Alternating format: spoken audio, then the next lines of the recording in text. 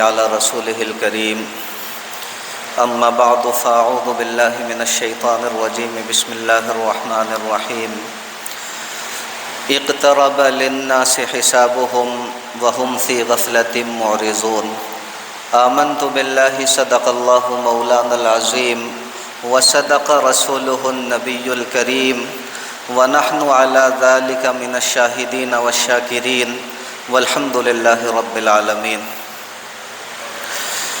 میرے محترم بزرگوں، بھائیوں اور دوستوں، میں نے قرآن مقدس کی ایک آیت مبارکہ آپ کے سامنے پڑھی ہے۔ بس اسی آیت مبارکہ سے متعلق میں چند باتیں آپ کی خدمت میں رکھوں گا۔ بس آپ اللہ رب العزت سے دعا فرما دیں کہ صحیح صحیح باتیں میری زبان سے کہلوا دے اور ہم سبھی کے لیے ان باتوں کو کارآمد اور نفع بخش بنا دے۔ ابا کہاں دیکھ رہے ہیں؟ کہاں دیکھ رہے ہیں؟ کہاں دیکھ رہے ہیں؟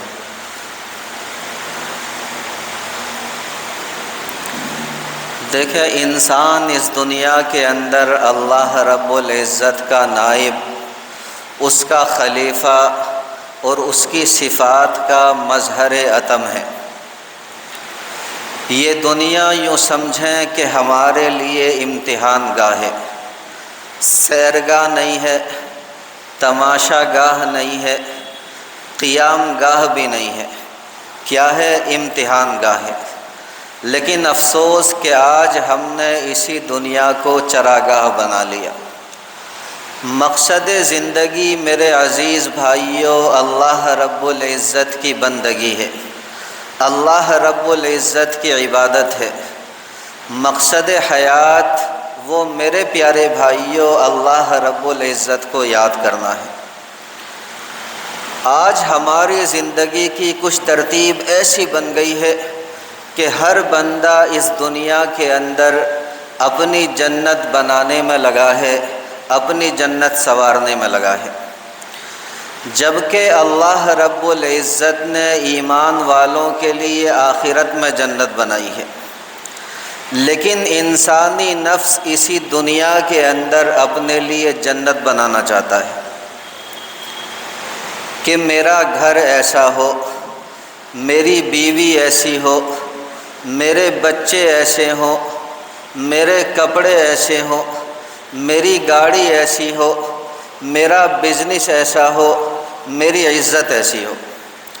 آج ہر بندہ تمام معاملات کے اندر یوں کہہ لیجئے کہ اچھے سے اچھے کی تلاش میں زندگی بسر کر رہا ہے۔ گویا ہر بندہ اس دنیا کے اندر اپنے لیے جنت بنانا چاہتا ہے، اور اسے یہ معلوم نہیں کہ میں جو دنیا کے اندر یہ جنت بنانا چاہتا ہوں، یہ جنت بھی ہمیشہ نہیں رہے گی، یہ دنیا بھی ہمیشہ نہیں رہے گی، اور میں بھی اس دنیا کے اندر ہمیشہ نہیں رہوں گا۔ دیکھیں، اس دنیا کے اندر بہت سے ایسے لوگ آئے جن کے پاس خزانے بہت تھے۔ انہوں نے دنیا کے اندر زندگی گزارنے کے لیے اپنی من پسند کے بہتر سے بہتر انتظامات کیے، لیکن میرے عزیز بھائیوں وہ بھی اس دنیا سے چلے گئے۔ وہ اس بات کو بھول گئے کہ ہم تو راستے کے راہی تھے، ہم تو راستے کے مسافر تھے۔ ہم نے اپنی منزل کی تیاری کرنے کے بجائے راستے ہی میں اپنا وقت ضائع کر دیا۔ دیکھیں، جس طرح ایک عقل مند انسان ایک پل کے اوپر اپنا گھر نہیں بناتا، اسی طرح یاد رکھیں کوئی بھی عقل مند انسان اس دنیا سے اپنا دل نہیں لگاتا۔ یہی وجہ ہے کہ آقا مدنی کریم صلی اللہ علیہ وسلم ارشاد فرماتے ہیں، آپ نے فرمایا کن فی الدنیا کأنک غریب، کہ آپ دنیا کے اندر اس طرح رہو جس طرح ایک پردیسی ہوتا، جس طرح ایک مسافر ہوتا ہے۔ تو یاد رکھیں ہمارا جو وطن اصلی ہے وہ میرے عزیز بھائیوں جنت ہے۔ یہ دنیا ہمارا وطن اصلی نہیں بلکہ وطن اقامت ہے۔ آسان لفظوں میں یوں سمجھیں کہ ہمیں اس دنیا کے اندر تھوڑے وقت کے لیے بھیجا گیا ہے، اور وہ تھوڑا وقت بھی اللہ رب العزت نے ہمیں آخرت کی تیاری کرنے کے لیے دیا ہے۔ لیکن میرے پیارے بھائیوں، ہم اپنے اصل مقصد کو بھول کر اپنی ساری امیدیں، اپنی ساری آرزوئیں، اپنی ساری تمنائیں، خواہشات اسی دنیا کے ساتھ وابستہ کر لیتے ہیں، اسی دنیا کے ساتھ اپنی ساری آرزوئیں لگاتے ہیں۔ ہم کہتے ہیں کہ بیٹے کی شادی کریں گے تو بس ایسی کریں گے کہ دنیا دیکھتی رہ جائے، بیٹی کی شادی کریں گے تو بس ایسی کریں گے کہ دنیا یاد رکھے۔ تو یاد رکھیں، یہ جو ہمارے نفس کے اندر چاہت ہے کہ ہر کام ہمیں اپنی پسند کے، اپنی مرضی کے، اپنی خواہش کے مطابق کرنا ہے، یہ چاہت انسان کو تباہ کر دیتی ہے، یہ چاہت انسان کو برباد کر دیتی ہے۔ اسی لیے انسان دیکھیں، ان آرزوؤں کو پورا کرنے کے لیے، ان تمناؤں اور خواہشات کو پورا کرنے کے لیے جائز اور ناجائز کی تمیز کو ختم کر دیتا ہے۔ اسے صرف اور صرف اپنی منشا کو پورا کرنا یاد رہتا ہے، لیکن اللہ رب العزت کی مرضی اور منشا کو پورا کرنا یاد نہیں رہتا۔ یہ میرے پیارے بھائیوں ایک طرح کا دھوکہ ہے۔ اللہ رب العزت نے قرآن مقدس کے اندر فرمایا وَمَا الْحَيَاةُ الدُّنْيَا إِلَّا مَتَاعُ الْغُرُورِ، کہ دنیا کی زندگی دھوکے کے سامان کے علاوہ کچھ بھی نہیں۔ اور یہ دھوکہ پڑھے لکھے لوگوں کو بھی لگ رہا ہے، عقل مندوں سمجھداروں کو بھی لگ رہا ہے، دانا بینا سبھی کو لگ رہا ہے۔ آپ دیکھیں، بعض لوگ ایسے ہوتے ہیں جو بڑی صلاحیتوں کے مالک ہوتے ہیں، لیکن آپ غور کریں تو ان کی زندگی کا مرکز، ان کی زندگی کا محور اسی دنیا کی آسائشیں ہوتی ہیں، اسی دنیا کے آرام ہوتے ہیں، اور وہ دنیا کے آرام کے علاوہ کچھ بھی نہیں سوچتے، یعنی اپنی آخرت کے بارے میں بالکل نہیں سوچتے۔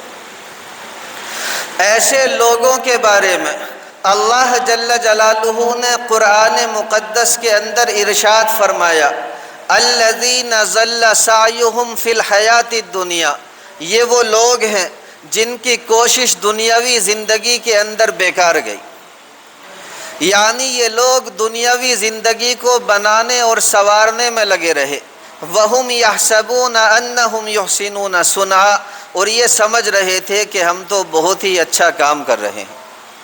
دیکھ لو موزن صاحب، یہ کہاں سے ہو گیا؟ دیکھ لینا آپ ذرا۔ آج آپ میرے پیارے بھائیوں ایک بے نمازی سے پوچھ لیجئے، اس سے پوچھئے کہ بھائی کیا حال ہے، کیسی گزر رہی ہے؟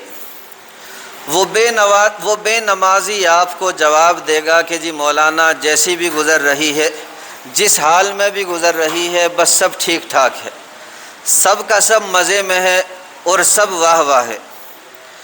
آپ اندازہ لگائیں میرے پیارے بھائیوں کہ دن رات اللہ رب العزت کی نافرمانی ہو رہی ہے، آخرت تباہ و برباد ہو رہی ہے۔ آسان لفظوں میں کہیں کہ جہنم میں جانے کے راستے آسان ہو رہے ہیں، اور حضرت جواب دے رہے ہیں کہ سب واہ واہ ہے، سب مزے میں ہے۔ سوال پیدا ہوتا ہے کہ یہ غفلت کیسے دور ہو؟ میں کہتا ہوں کہ میرے پیارے بھائیوں، ہم سبھی کو دینی حلقوں کے اندر بیٹھ کر، دینی مجالس کے اندر بیٹھ کر اور دینی بیانات سن کر اپنی آنکھیں کھولنے کی ضرورت ہے۔ جب ہماری دل کی آنکھیں کھلیں گی تو پھر یاد رکھیں ہماری زندگی دنیا کے اندر بھی میرے پیارے بھائیوں جنت کی طرح بن جائے گی۔ آج تو آپ دیکھیں کہ جب بچی پیدا ہوتی ہے اسی وقت سے اس کی ماں کو یہ فکر سوار ہو جاتی ہے کہ میری بچی جب جوان ہوگی، اس کی شادی کا وقت جب قریب آئے گا تو میں اس کے لیے جہیز کیسے تیار کر سکوں گی۔ میرے پیارے بھائیوں، ابھی تو وہ بچی کھلونوں میں کھیل رہی ہے، ابھی وہ بچی گڑیوں سے کھیل رہی ہے، ابھی سے اس کی ماں کو یہ فکر ہے کہ اگر میری بچی اپنی سسرال کے اندر اچھا جہیز لے کر کے نہ گئی تو میری بچی کی اپنی سسرال کے اندر عزت ہی کیا رہ جائے گی۔ میں کہتا ہوں ارے ماں، تجھے بھی تو اللہ رب العزت کے دربار میں پیش ہونا، تجھے بھی تو اللہ رب العزت سے ملاقات کرنی ہے، تجھے بھی تو اپنے رب سے ملاقات کرنی ہے۔ تجھے اپنے بارے میں یہ فکر کیوں سوار نہیں ہوتی کہ اگر میں وہاں یعنی اپنے رب کے دربار میں نیکیوں کا جہیز لے کر کے نہ گئی تو میرا وہاں کیا بنے گا؟ میں اپنے رب کو کیا منہ دکھاؤں گی؟ میں اپنے رب کے سامنے کیسے کھڑی ہو سکوں گی؟ آج میرے پیارے بھائیوں، کسی شادی میں جانا ہو، کسی تقریب میں جانا ہو، کسی پروگرام میں جانا ہو، کسی سے ملاقات کے لیے جانا ہو، تو آپ عورتوں کو دیکھیں گے کہ اچھی سے اچھی طرح اپنا منہ دھوتی ہیں، اچھے سے اچھے کپڑے پہنتی ہیں اور اچھی سے اچھی طرح تیار ہوتی ہیں۔ یہ کیا معاملہ ہے؟ یعنی ہر ملاقات کے لیے تیاری، ہر ملاقات کے لیے تیاری، ہر شادی اور تقریب کے لیے تیاری، ہر پروگرام کے لیے تیاری، ہر بندے سے ملاقات کے لیے تیاری، اور اپنے رب سے ملاقات کرنی ہے، اس کے دربار میں پیش ہونا ہے، اس کے لیے میرے پیارے بھائیوں کوئی تیاری نہیں۔ اللہ رب العزت قرآن مقدس کے اندر ارشاد فرماتے ہیں، من کان یرجو لقاء ربی، جو بندہ یہ امید رکھتا ہو کہ کل آخرت میں اپنے رب سے ملاقات کرے گا، اپنے رب کے دربار میں پیش ہوگا، فلیعمل عملا صالحا، اسے چاہیے کہ اچھے اعمال کرے، اسے چاہیے کہ نیک اعمال کرے، ولا یشرک بعبادت ربہ احدا، اور اپنے رب کی عبادت میں کسی کو شریک نہ کرے، اپنے رب کی عبادت میں کسی کو شریک نہ کرے۔ اس کا کیا مطلب؟ یعنی اپنے دل کے اندر کسی غیر کی محبت بالکل بالکل بالکل نہ آنے دے۔ یاد رکھیں میرے پیارے بھائیوں، یہ جو نفسانی، شیطانی اور شہوانی تعلقات ہوتے ہیں، یہ بھی میرے پیارے بھائیوں ایک طرح کا شرک ہوتا ہے۔ ہم سمجھ رہے ہوتے ہیں کہ تعلقات ہیں، لیکن حقیقت میں ہوتا شرک ہے۔ آسان لفظوں میں یوں سمجھیں کہ وہ محبت جو صرف اور صرف اللہ رب العزت کا حق ہے، ہم وہ محبت مخلوق میں سے کسی اور کو دے رہے ہوتے ہیں۔ یعنی ہمارے دل میں کسی کی تصویر ایسی چھپ جاتی ہے، ہمارے دل کو کسی کا چہرہ ایسا بھا جاتا ہے، ایسا اچھا لگ جاتا ہے کہ بس دن میں بھی اسی کا خیال، رات میں بھی اسی کا خیال، اسی کے فون کا انتظار اور اسی سے ملنے کے لیے دل بے قرار۔ اسی کو اللہ جل جلالہ نے قرآن مقدس کے اندر ارشاد فرمایا، وَمِنَ النَّاسِ مَن يَتَّخِذُ مِن دُونِ اللَّهِ أَندَادًا، کہ بعض لوگ ایسے ہیں جو کچھ لوگوں کو اللہ رب العزت کے برابر ٹھہرا لیتے ہیں، اور فرمایا یحبونہم کحب اللہ، ان سے اسی طرح محبت کرتے ہیں جیسی محبت اللہ رب العزت سے کرنی چاہیے تھی۔ یہ میرے پیارے بھائیوں حقیقت میں وہ بت ہیں جو انسان کو بت پرست بنا دیتے۔ یاد رکھیں، شہوت پرستی ہو یا پھر عورت پرستی ہو یا پھر مال پرستی ہو یا پھر نفس پرستی ہو، یہ میرے پیارے بھائیوں بت پرستی ہی کی اقسام ہیں۔ خدا پرستی تو کوئی اور چیز ہے۔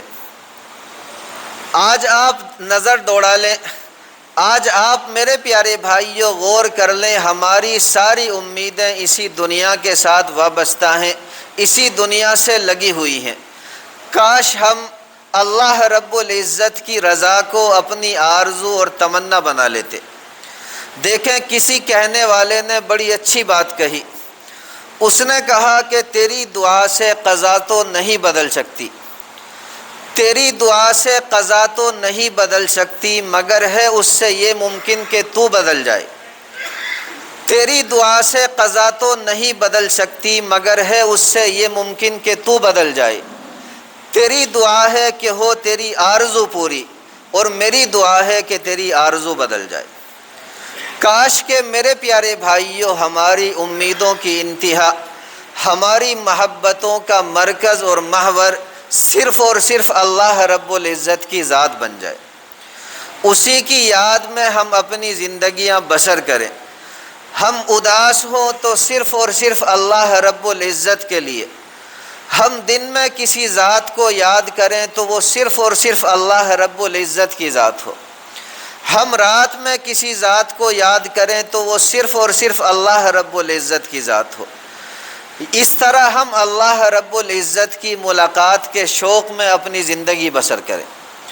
میرے پیارے بھائیوں یاد رکھو یہ دنیا ایک عارضی چیز ہے، ایک فانی چیز ہے جو ایک نہ ایک دن بالآخر ختم ہو جاتی ہے، جبکہ آخرت جو ہے وہ ہمیشہ ہمیشہ رہنے والی چیز ہے، باقی رہنے والی چیز ہے۔ اس لیے اس دنیاوی زندگی کا کوئی بھروسہ نہیں کہ کب ختم ہو جائے۔ اسی لیے دیکھیں اللہ جل جلالہ نے قرآن مقدس کے اندر ارشاد فرمایا، اقترب للناس حسابہم، کہ لوگوں کے حساب کا وقت قریب آ چکا ہے، وہم فی غفلۃ معرضون، اور لوگ پھر بھی غفلت کے اندر سرگرداں ہیں، یعنی غفلتوں کے اندر مگن ہیں، وہ غفلتوں کے اندر اسی طرح زندگی گزار رہے ہیں۔ میرے پیارے بھائیوں ہمیں اس بات کا احساس ہی نہیں کہ ہماری زندگی کا ہر دن ہمیں ہماری قبر کے قریب سے قریب تر کر رہا ہے، ہماری زندگی کی مہلت ختم ہوتی جا رہی ہے اور ہم اس بات سے بے پرواہ ہو کر کے اپنی زندگی گزار رہے ہیں۔ دیکھیں علامہ امام غزالی علیہ الرحمہ نے بڑی جامع بات کہی ہے، توجہ سے سننے کے قابل ہے۔ آپ نے فرمایا کہ اے دوست تجھے کیا معلوم، اے دوست تجھے کیا پتا کہ وہ کپڑا بازار کے اندر پہنچ چکا ہو جس کپڑے کو تیرا کفن بننا ہے۔ یاد رکھیں میرے پیارے بھائیوں ہم موت کو بھول جاتے ہیں لیکن موت ہمیں کبھی بھی نہیں بھولتی۔ اس لیے کہتا ہوں کہ آج یہ طے کر کے اٹھیں کہ ہم جو ہے اپنی آخرت کو بہتر سے بہتر بنانے کی کوشش کریں گے اور ہر ممکن کوشش اس بات کی کریں گے کہ ہمارا رب ہم سے راضی ہو جائے۔ بتائیں اس بات کی کوشش کریں گے نہیں کریں گے؟ انشاءاللہ یہ کچھ باتیں آج میں نے آپ کے سامنے رکھی ہیں، آنے والے ہفتوں میں انشاءاللہ اس مضمون کو بہت ہی زیادہ تفصیل کے ساتھ آپ کے سامنے رکھوں گا۔ بس اللہ رب العزت سے دعا فرما دیں کہ جو باتیں کہہ دی گئی ہم سبھی کو کہنے اور سننے سے زیادہ اللہ رب العزت عمل کی دولت سے مالا مال فرما دے۔ وما علینا الا البلاغ۔